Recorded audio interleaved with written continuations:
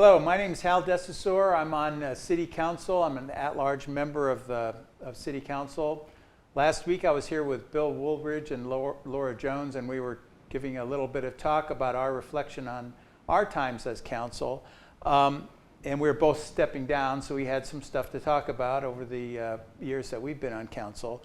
But today I'm here with Nicole Kowalski, who is one of the third at-large councilors on Hudson City Council, and I've had the pleasure of working with Nicole over the last year, and actually longer than that because she served on some boards and commissions that reported to council.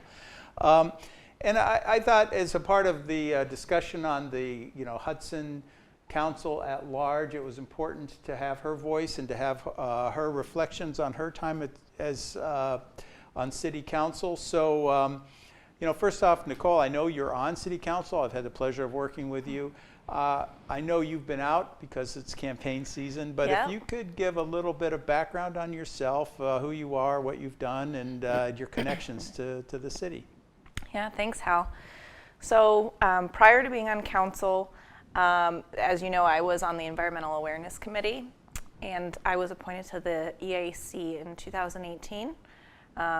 And so that was really great to learn more about the city's boards and commissions. If anyone has any interest in serving on the city's boards or commissions, I definitely recommend you get involved in that way. It's a good way to get to know your local government and the city, and it was a great experience for me. In addition to that, I also volunteer on several local nonprofits. I'm a member of the Hudson Rotary Club. Professionally, I'm adjunct faculty at Cuyahoga Community College, and I own my own marketing and communications business. My other job, the most important job outside of council and those two, is being a mom to future explorer Eleanor. And I was going to say that is the most important one, and you've done and my that favorite, and my favorite job. Yeah, and then outside of Hudson, I also volunteer for Big Brothers Big Sisters of Greater Cleveland as a big sister. So I know you served on the Environmental Awareness Committee, and that's actually becoming an important committee. And not that it hasn't been in the past, but there are a lot of issues that are coming up, particularly with changes in the energy portfolio that we're going to be addressing over the next few. Well, probably decades at this point in time. Who knows what all the changes are? So that's important work that you did on the EAC. Yeah, it was a great experience. Some really smart people on the EAC. When I was on the EAC, we did everything from trash and recycling contracts, so working with city staff to, improve what we call the preferred hauler program. We did a lot of education. We also did some advocacy for environmental issues related to Phase 2, the old Phase 2 plan prior to the one that we're looking at now. So, advocating for various initiatives or having a recycling center down in the Phase 2 area, whatever that might be. We did a lot of that, and it was good because we had a really holistic view of the environment here in Hudson. Yeah. That recycling spot has always been a difficult one to manage because it's not monitored, and so the idea being to try to not have it be abused but have it be a resource has always been an issue with the city, I know. Especially because the downtown merchants have always wanted an easier way to recycle, and so that's something that the EAC's been working on with the city for a while. But then you ran for, I was trying to remember how long you've been on council because it's been, but I didn't realize it's been a year. Feels like a long time. Yeah, it's been under a year. It's been a year, and you ran and were elected last year, and under the quirks of the system, all the at-large members are up for re-election. Yes. So it's a little bit of a masochism, but you're doing it the second time around. Yeah. So I know in your service on council, it's been interesting, and we've tackled some interesting issues, but I'm wondering how you would describe your year. Has it been rewarding? It has been. I mean, I've really loved working with people. I like interacting with the residents. I like talking with people about the concerns they have. It's the most satisfying, obviously, when you're able to find a resolution for a problem that somebody has. it's always tough when you're really not able to at that time because of, whatever it may be. But I think that we've made really good headway on a lot of things, specifically our connectivity plan. It's been a pleasure to pick up in the middle of that with the entire council, because I know that at its inception, was being worked on well before I was ever on council. So it's been nice to come into that, to be able to vote on that, to allocate the money needed to get that plan going and bring that connectivity to Hudson. Yeah, and nice. That's a good example because, people talk about divisions on council. In any political body, of course, you're going to have different viewpoints. Yeah, absolutely. But for the most part, we work through and are able to come up with consensus. And connectivity was a good example of that because the plan evolved over a period of time. But over the last couple of years, and plus with the economic development that we've been able to do, we've had funds now to do it, and we're seeing that plan come to fruition. Yeah, absolutely. And I think it's nice because we really do agree and vote in sync as a body, 7-0, more often than people think we do, in my opinion. We really are in agreement. We have gotten a lot of work done in this past year. Are there particular projects that you feel particularly vested in over the last year that you that have worked on or that you see kind of coming about? Yeah, I've been really interested in, even if we never actually build one, investigating whether or not the city needs a city-owned recreation facility. And if it's not that we need to build one or own one, because it is quite the cost to build and maintain, as you know, and a levy in order to pay for something like that, it does not seem to be of interest to most people. Most people do not want to have to pay a tax increase for a rec center. So looking at creative ways that we can satisfy the needs, the unmet needs in the community, and bring new amenities to Hudson, I think that is something that really interests me. But outside of that, I think looking at basic infrastructure needs and improvements is also really important to me as well.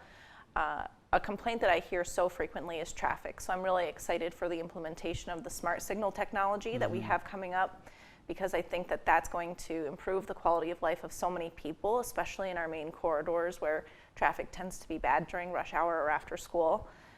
So those are some things I'm excited in the coming months for us to work on, and also that we've had a chance to investigate more. I'm sure you remember the city did a wonderful presentation on recreation and workout facilities, and that was really helpful. That rec center issue has been it's been on the horizon for a long time, and I remember, way back when Burton Morgan was all interested in having a rec center, and we did, I know the park board and the city probably 15 years ago did surveys on that.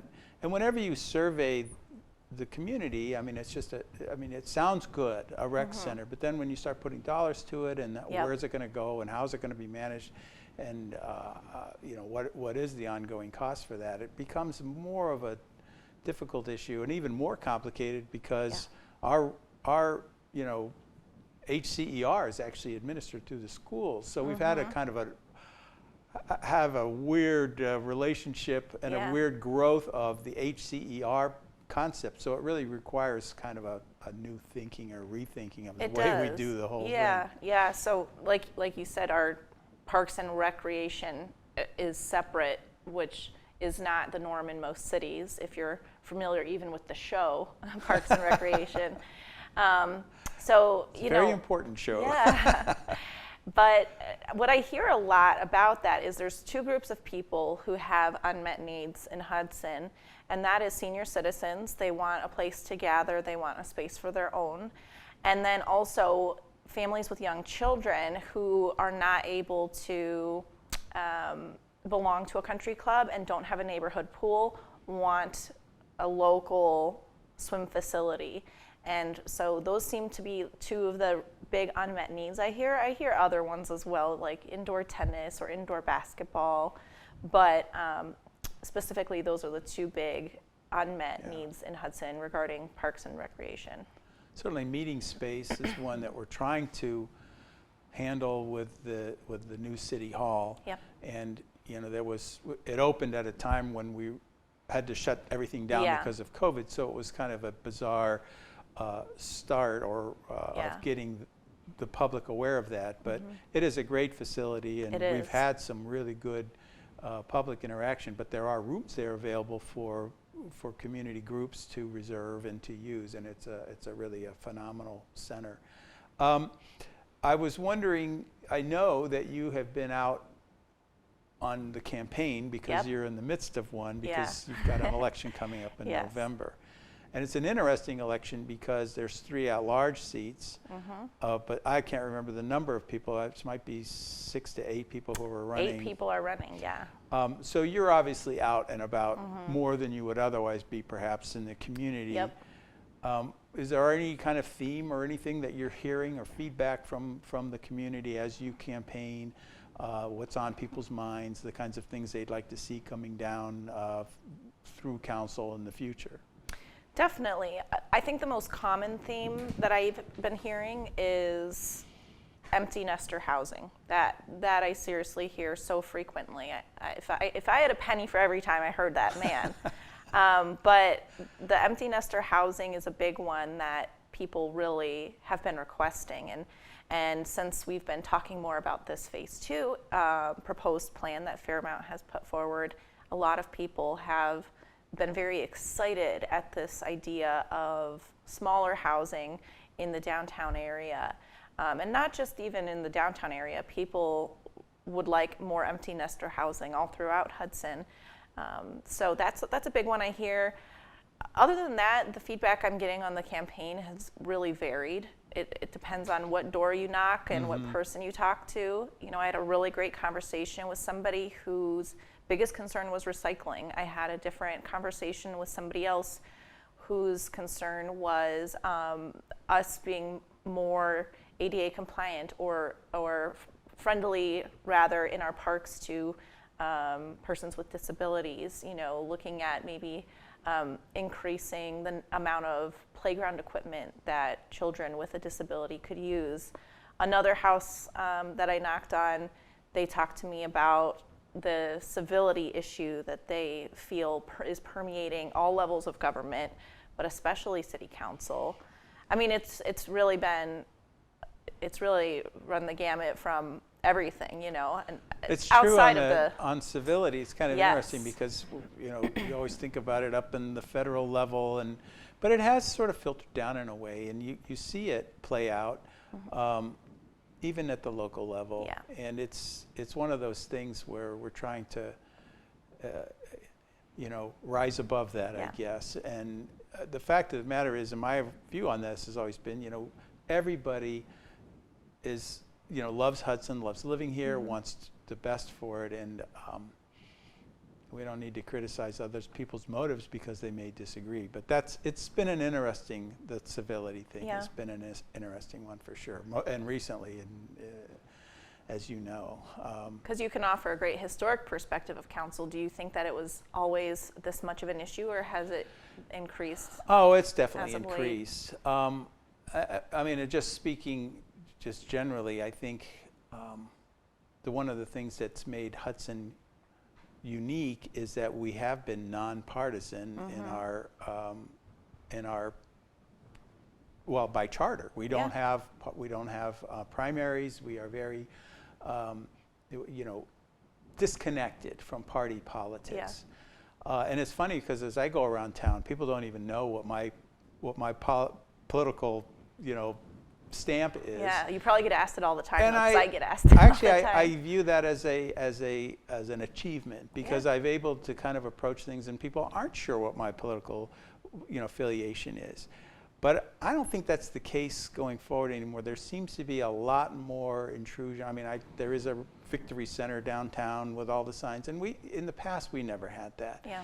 And I mean, I don't fault parties, but I think that what I like to think is that we as a community have always viewed our governance as being, I don't want to say above politics, but certainly separate from partisan politics. And that's a big time change that I've seen, because it brings kind of a an immediate us and them scenario, which is brand new on council within the last 2-3 years, that that hasn't been there over the years, and that's something that I think we as a community just have to address at some level. I agree, and something that I've been talking to people about as they do ask me that inevitably on the campaign trail: are you Republican or are you a Democrat? And what I usually say is this is a nonpartisan office, and the issues that I face and vote on council, they are not blue or red. Roads are not blue or red.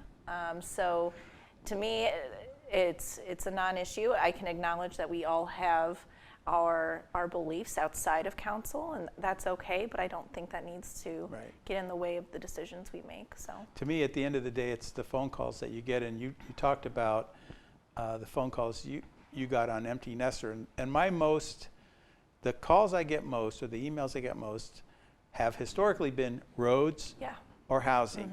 And we do have a crying need in this town for empty nester housing. And I agree, maybe in other areas in the community, but where people want to live is downtown. They want to be able to walk to the coffee shop, to Heinen's. And there is this plan that's come out now, and we just had a presentation on the Fairmont, the latest phase 2. I don't know if we can call it phase 2 anymore. Maybe we need to start thinking about it with a different name. But it's kind of interesting. That whole project developed over probably a 10 to 15 year period, with at least 2 or 3 comprehensive plan reviews, where this idea sort of generated to develop downtown housing with some commercial, office space or other kind of commercial use. And the last one obviously got voted down. We tried to make some tweaks, but then it didn't get off the ground. But this latest Fairmont proposal is quite a revisioning of the old approach, with Heinen's coming over and expanding in some townhomes and some villas. Have you gotten a sense from your own whether this is, I know it's early on, we haven't voted on it on council, but your own sense as to whether this is something you're seeing this public support? Yeah, I've seen a lot of public support. I know we were both at the recent Phase 2 open house that was held at City Hall. For the most part, I was hearing positive feedback, maybe a few concerns here or there, but no real complaints. That's not to say that I haven't gotten complaints of some people who are not in support of it, but it's not like it was in 2019 when it went to a vote, where I felt like I didn't know how the outcome of the election was going to be. I wasn't sure if more people were in favor of it or against it. I think the interesting this time has really been that most people seem to be generally in favor of it. And they are just saying, well, if you can fix A, B, or C things about this plan, I'd be all for it. And I think that's a really good sign. Is that the sense that you? Yeah, absolutely. In the sense I'm getting a lot is, we elect representatives and represent, move it forward. And that's the message. It's not 100%. I mean, obviously, no matter what the issue is, there's always, there are quadrants where people have different views, but I was impressed at that last one that we had last week with that, just the amount of enthusiasm there really was for this, because it's housing and less density. But there'll be another one of these coming up in another couple of weeks, and it'll be before council, so we'll have a lot of opportunities for people to kind of weigh in on this. Which leads me to kind of, as we wrap up the next minute or two, you're on council again, you get reelected. What do you see the kind of things that you would like to move forward? I'm really excited to dive into the comprehensive plan, because we have to look at that, revise it here in the next couple of years. So I think that will be really beneficial to the city. One of the things that I hear as a concern from residents is this idea of overbuilding our city.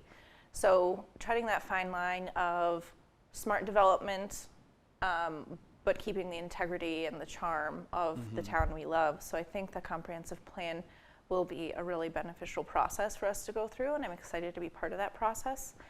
And then in addition to that, whatever happens with this phase 2 project, I'm excited to be a part of that and see that through to the end. Absolutely. Well, Nicole, I can say that over the last year, I've really enjoyed working with you on Thank council. you. You've been a nice, fresh voice on council. You've Thank brought you. a nice perspective to things. I wish you well in this campaign, I just think you serve the citizens of this community very well. Thank you. So thanks for sitting down with me today on thank this you for interviewing Hudson me. at Large, and all the best and good luck going forward. Thank you. And vote on November 2nd. Make a plan to vote. You can visit summitcountyboe.org to check your voter registration and more. Thanks a lot. Well, thank you, everybody, and that's the Hudson Council at Large.